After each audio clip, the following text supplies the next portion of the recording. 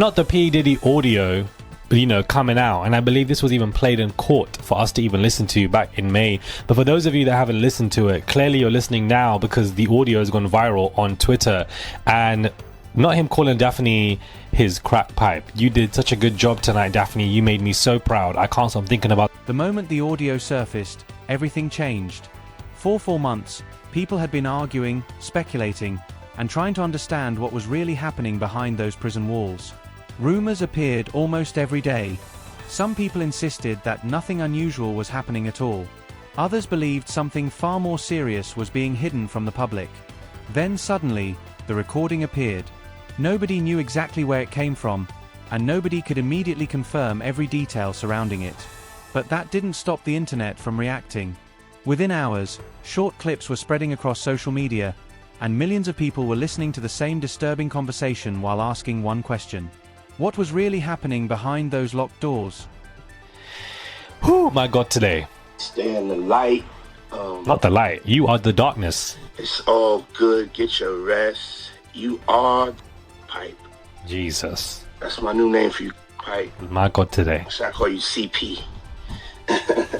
But yeah. CP. I want you to stay in the light. You know what I'm saying? We had a very, very good time together. Like so much fun. Lord. Now go rest up. Get in your bag. Yeah. You know what I'm saying? You got your contract. Find a nice little spot. Put your mind at ease. This is all to Daphne, guys. Yeah, I had a great time. Of course you did with your Tootsie Roll. Get some rest. I didn't know about you throwing up and all that. Throwing up? Hold on a second. Alright, get some rest, baby. Love. So if you coming in for 24 hours, yeah, you always wanted to set some up. So now you got the opportunity. So set some up for tomorrow night. That last vision we had with Don and ATL. See you put it together, baby. I don't know why he'd want to sit here and call her CP. I don't know why Daphne was throwing up, probably because of the well-endowed men that Diddy basically would be shopping for on these websites. I honestly don't know why she would be throwing up, but clearly he's playing some sick games. I believe I've heard some of this audio before, but a lot of people have not heard about it, which is why it's resurfaced right now of him speaking to Daphne in this way. Okay, so this probably was post freak off, telling her to set herself up with some IVF, to say, you know what, you need IV fluid, and basically re-energize yourself, because clearly he was putting her through a lot in this conversation. I do believe that this video that leaked violated Daphne's consent, and I think that it's important to understand that. I do think that she didn't agree for this to be publicized, and I do also believe that Daphne is a victim, and that's where I personally stand on this. I don't have to like Daphne, and I personally don't, but at the same time I can still understand that she did not consent to this being publicized, so therefore she is a victim in this conversation. Having said that, at the same time, her on Instagram putting up a story talking about if size matters right after a tape has been leaked of you is also not the right thing for you to do right now in regards to optics. So I just kind of handpicked some questions that I've been asked, and yeah, so let's start. Okay, so question numero uno is, in regards to the sympathy that you're trying to get, it doesn't land well for you when you act like this, as far as I'm concerned. And so her coming to do that on Instagram, to me, is ridiculous, and I'm not really sure who advised her to do so. But it's being reported that 50 Cent not only spoke about Daphne not being a victim, but he is saying that Daphne is lying and that she is fully aware Diddy was recording them. He also claimed she appeared in multiple clips from the alleged freak-off session, adding that Diddy used to pay her $50,000 per appearance. He urged her to stop playing the victim, insisting there is evidence to support these claims. Now, I can understand that she knew she was being filmed, because Diddy set up that camera like, you know, this was going to be some kind of movie. So I just kind of handpicked some questions that I've been asked, and yeah, so let's start. Okay. He set it up, they all knew it was being filmed, probably for the escort or whatever. Don't know why Daphne agreed to it, but possibly because that's what Diddy wanted. The recording wasn't disturbing because of screaming, threats, or obvious confrontation. In fact, the calmness of the voices made it even more unsettling. The conversation sounded controlled, casual, and almost ordinary. Sometimes the most disturbing discussions are the ones delivered without emotion. As people replayed the audio again and again, their attention shifted toward specific phrases, small comments, unusual pauses, and tiny changes in tone. Details that might have sounded completely meaningless to an outsider suddenly appeared to carry a much deeper meaning. People began analyzing every second of the recording, searching for clues hidden between the words. What started as a mysterious piece of audio quickly became something much bigger. Entire online communities were trying to determine what the speakers were really discussing and whether the conversation revealed something. But just because you agreed to a setting where something is being filmed does not mean that you agree for it to be publicized. You can still have your consent violated in this manner. Even irrespective of Daphne having OnlyFans, you can still have your consent violated by you not wanting something to be publicized. I don't know why people are finding this so difficult to understand. We don't have to have, sympathy for Daphne. You can if you want. You don't have to like Daphne is what I'm saying, but the facts don't change. If she's saying that she did not consent for this to be publicized, that's a violation on her behalf, and I choose to agree with that and listen to her. Otherwise, she obviously knew she was being filmed. She clearly was enjoying it. Clearly, we saw the video umming and ahhing and moaning because this was probably the first time in the relationship she actually dealt with something that wasn't half a Tootsie Roll. So therefore, who wouldn't in her position? But clearly, she didn't want for this to be released. Now, if it's the escort that released this, I think that's too much of an easy guess. Sky Diggler, I don't think that he would be the one, because everybody would have ran back to him anyways if he released this, because this comes across as revenge porn, which is basically a crime. So this was on his, file. He clearly sent that probably to some kind of media, and the media threatened Daphne, and she ended up fainting when she heard about this conversation because she never wanted that to be publicized. Stay in the light. It's all good. Get your rest. You are Pipe. That's my new name for you, Pipe. Or should I call you CP? But yeah, I want you to stay in the light. You know what I'm saying? We had a very, very good time together. Like so much fun.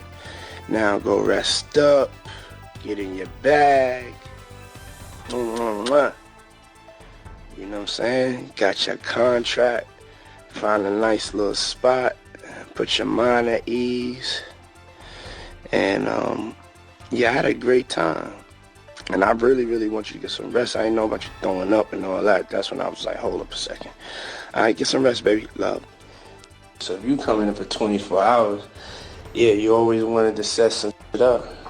So now you got the opportunity. So set some shit up for tomorrow night. That last vision we had was Dawn and ATL.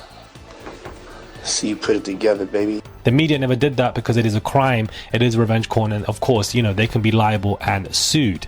So this audio of Diddy, this is probably how he spoke to all of his women, as we know, during the trial. And if you went to the trial, if you covered the trial, if you were there with me with the trial, a lot of this might not be new news for you when it comes to the audio, because we've heard some of these remnants before here and there. I haven't heard this in its entirety, but the whole situation has gone viral.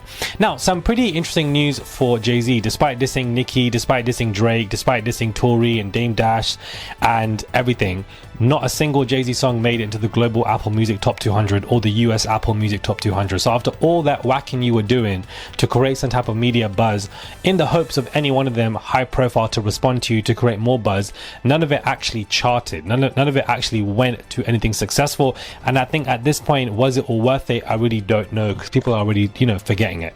Let me know what thoughts are, guys, when it comes to this video. Do subscribe to the channel, comment down below, give this video a thumbs up. I'd really appreciate it. It's just one click to subscribe. That's all you guys. Suddenly, entire communities online were dissecting the recording second by second, trying to understand what was really being discussed. What began as a single leaked recording had transformed into a massive public investigation. The theories multiplied rapidly. Some believed the conversation revealed knowledge about events that were never supposed to become public. Others thought it exposed relationships operating behind the scenes. Some even questioned whether the leak itself had been intentional. And that possibility created an even bigger concern. If someone deliberately released the recording, then perhaps they wanted a specific message to reach the outside world. The question became simple: who released it, and why? Inside correctional facilities, Communication is supposed to be heavily monitored. Calls can be recorded, movements documented, and access strictly controlled. At least, that's what the public expects. Yet somehow... So, I wasn't expecting it, and the question is, why did they do it? And I would assume that's what we're going to talk about. Definitely. And I, also want to ask, this letter said they want to withdraw it without prejudice. Why is that part important? Well, without prejudice just means they could bring it again. So you can either withdraw a motion with prejudice, which means it's resolved and we can't bring it again, or without prejudice, which means the court doesn't have to deal with this now, but we're not waiving our rights. We're going to save the right to bring the motion again at a later time. And, as you just mentioned before, I guess we're going to get into, why was this move even done in the first place? Now, Jay-Z's lawyer was previously scolded by that same judge for using inflammatory language against Tony Busby. But do you think that this is a part of a new strategy not to be harsh on the Jane Doe lawyer, instead hope to just get this suit dismissed instead? Possibly. So that first thing you mentioned about the judge's reaction, I have three theories about why this was withdrawn. And the first one is exactly what you said. The judge has already indicated on the record that she's not thrilled with the way the attorneys are going at each other in this. And no judge is. No judge wants to make a case about conflict between the lawyers. Lawyers end up skirmishing all the time. They don't like each other all the time. They accuse each other of bad stuff all the time. And no judge wants the case to be about that. The judge wants the case to be about the merits, about the claims, about the parties, not about the lawyers. So she dressed down the lawyers at one point about this kind of activity, and it's possible that they have withdrawn the motion because they just don't think the judge is going to really consider it, given her predisposition. That's one possibility. And what's your other possibility? Well, I have two other possibilities, and there could be a mix of the three. The second possibility that occurred to me is, for some reason, the people who brought the motion, and that's the Quinn Emanuel firm, no longer think the motion is that strong. It's possible they've evaluated things.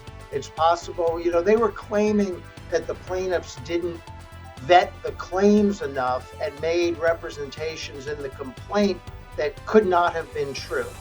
And maybe with further analysis, they've come to a view that the allegations in the complaint are not so demonstrably false that you could prevail on a motion for sanctions. Remember, a motion for sanctions is really hard to win on. I mean, they're very infrequently granted, especially in a contentious case like this. So I wouldn't have expected it to be granted anyway. So the second possibility is that Quinn Emanuel just decided it's not the best motion. It's not our best. We have a separate motion to dismiss the complaint against our client. That's the motion that we want to see through. That's the motion we want the judge to focus on. We want her to focus on the merits and dismiss the claims against our client. We don't care about this sanction stuff. We're going to get it go. And my third theory, which I have no basis for other than sheer speculation, I want to say that up front, is that there's some kind of deal here between the lawyers. The lawyers have accused each other, right? Busby's accused Quinn Emanuel of going after his clients and trying to get them to bring malpractice cases. Quinn Emanuel's gone after Busby and accused him of trying to... If a recording like this could appear online, what else might be hidden? What other conversations could still be sitting somewhere, unheard and unseen? The leak created an atmosphere of uncertainty, and nobody knew where the story would go next. Every day brought new claims, new interpretations, and another wave of reactions. Some people focused on what was actually said. Others became more interested in what wasn't said. Even silence began to feel significant. There were moments when brief pauses seemed to carry enormous weight, creating the impression that something was being implied without ever being stated directly. Music, that's where the controversy became even more intense. When something is left unsaid, people naturally begin filling the gaps with their own theories. And once speculation takes control, a story can grow far beyond the original facts. Soon, Commentators across social media were producing hours of analysis. Videos examined individual sentences, while podcasts dedicated entire story does have some inconsistencies. So Jane Doe was quoted as saying, "I have made some mistakes." She said, though, she stands by her allegations overall, but says since this happened 24 years ago, some details may have been lost to time. But what exactly are those apparent inconsistencies? Well, Jane Doe said that after the alleged rapes, she was able to run away from the home and found a gas station where she was allowed to use the phone, and she said she called her dad to come pick her up. The problem with that is her father told NBC News he didn't remember that, and that if he had come to pick her up, it would have been a 5-hour drive. On top of that, he told NBC News that he never even heard of this alleged attack on his daughter until the reporters came asking questions. Also, Jane Doe claimed that she had spoke to or saw Benji Madden at this VMA's after party. He, of course, is the lead guitarist for the rock band Good Charlotte. But his representatives told NBC News that he was in the Midwest on tour at that time. So with that now coming out, Alex Spiro, this is Jay-Z's high-powered attorney, sent a letter to the judge calling the allegations a sham. Quote, "She claims the assault took place at an after-party at Mr. Combs' home, but photos that night show Mr. Combs and Mr. Carter at Lotus nightclub for the after-party. When pressed, the plaintiff admitted she was guessing about key details, including the time it took to reach the venue. She admits she has no single corroborating witness over the last 24 years. Now, that's a very good argument. I guess the other argument could be maybe they went to Lotus, but maybe they also went to this other after party as well. Just put that to the side. Now, NBC News did report that they tried to locate a friend who allegedly drove Jane Doe to the VMAs that night, but it appears that person has since died, and they indicated that they tried to reach out to this person's relatives, but no luck. Jay-Z reportedly told NBC, "This incident didn't happen, and yet he filed it in court," meaning Tony Busby filed it in court and doubled down in the press. And he added, "True justice is coming. We fight from victory, not for victory. This was over before it began. This 1-800 lawyer doesn't realize it yet, but soon." So what did Tony Busby say in response to all of this? Well, he released a statement defending himself, saying, "Look, Jane Doe's case was referred to me by another firm where her story had allegedly already been vetted." He wrote, "Our client remains fiercely adamant that what she has stated is true to the best of her memory. We will continue to vet her claims and collect corroborating data to the extent it exists. Because we've interrogated her intensely, she has even agreed to submit to a polygraph. I've never had a client suggest that before." It's an interesting response. It's almost, in a way, in my opinion, couching a little bit her allegations. And there seems to be, just in my opinion, maybe a little bit of doubt there. So couching where this could go. But for her part, as I said, she's defending herself. This unnamed Jane Doe said to NBC, quote, "You should always fight for what happened to you. You should always advocate for yourself and be a voice for yourself. You should never let what somebody else did ruin or run your life.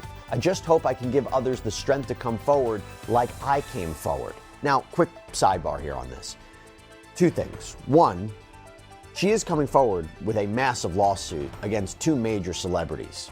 One argument is, would you really do that unless you really thought this happened or really have the evidence to prove this happened? And by the way, that would be really true if she ends up having to identify herself in court, since a lot of the accusers in the civil suits against Sean Combs, they've actually had to identify themselves per the court orders. So it'll be interesting if she has to identify herself and still moves forward with this lawsuit. That might happen. Discussion forums quickly filled with thousands of posts. Everyone seemed convinced they had uncovered the hidden meaning. Everyone believed they understood what was really happening. Yet there was still one major problem. Almost nobody could actually prove their theories. Instead of ending the mystery, that uncertainty made the obsession even stronger. People wanted answers, and when clear answers aren't available, speculation quickly moves in to fill the empty space. As the recording continued spreading, attention gradually shifted toward the prison security and internal operations. New questions began emerging about oversight, accountability, and access. How did the recording leave the facility? Who could access the original files? Who handled the material? Who ultimately released it? And had the recording been made recently, or had it been sitting somewhere for months before suddenly appearing online? The mystery surrounding its origin became almost as important as the conversation itself. Help her credibility. On the other hand, of course it is clear. I mean, look what just happened in the Duke lacrosse case, as we've been talking about. But it could be the case that somebody comes out of the woodwork and files false allegations against celebrities. It's happened before, it's happened in the past. So two competing narratives. Now I want to go back to this because attorney Alex Spiro, Jay-Z's attorney, has filed an emergency motion, basically asking the court to issue an order demanding that Jane Doe and Tony Busby show cause or explain or provide a reason for why this case shouldn't be thrown out or why Jay-Z shouldn't be dismissed from the lawsuit completely, and for why evidence, at the very least, why evidence shouldn't be preserved in this case.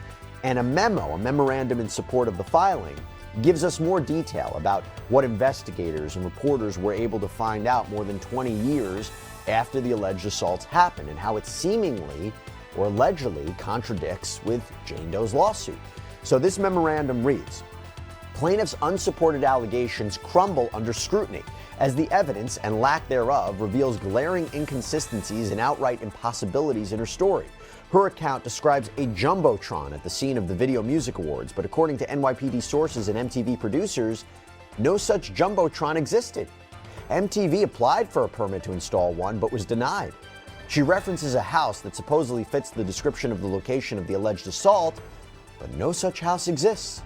And Spiro also contends that if Busby were comfortable putting his name on a story that had such gaping holes in it, then he wouldn't be surprised if Busby started destroying evidence. That's a big allegation. But the filing reads, the fundamental inconsistencies in plaintiff's case revealed in the NBC interview, coupled with Busby's chronic inability to follow the rules in this case and others, creates a substantial risk that Busby will destroy evidence damaging to plaintiff's case, including evidence of his own misconduct, impairing the integrity of the judicial process.